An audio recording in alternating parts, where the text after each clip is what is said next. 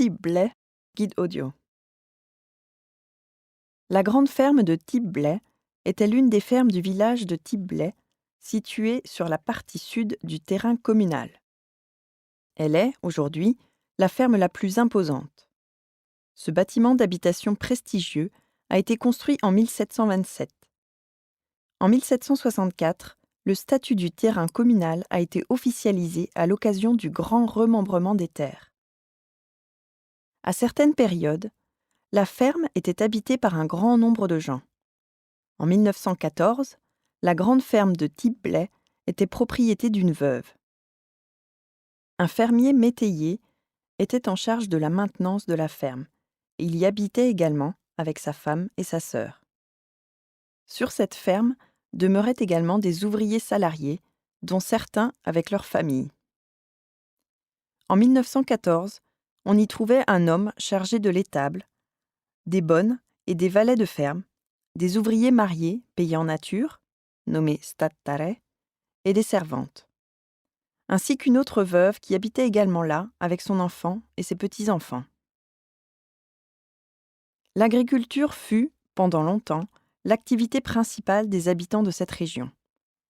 Peu de changements avaient eu lieu au cours des siècles pour ce qui était de la manière de cultiver la terre et d'élever le bétail.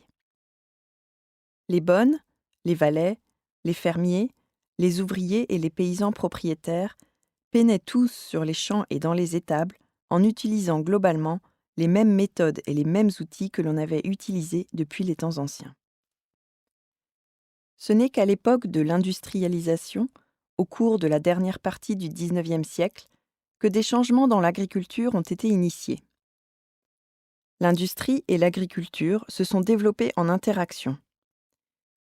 L'agriculture produisait de la nourriture pour les villes et fournissait également de la main-d'œuvre. Des jeunes, hommes et femmes, émigrèrent vers les villes et les industries.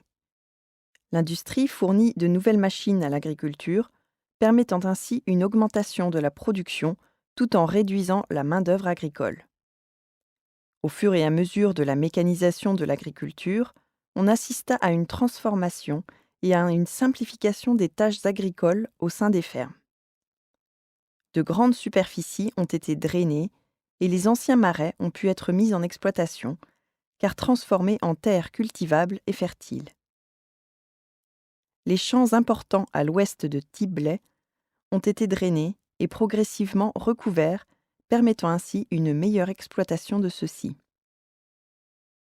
Au milieu du XXe siècle, une restructuration encore plus importante de l'agriculture a eu lieu. Une agriculture plus intensive et plus spécialisée a vu le jour. Les machines agricoles sont devenues plus performantes avec comme effet une diminution radicale du nombre d'ouvriers nécessaires à l'activité fermière.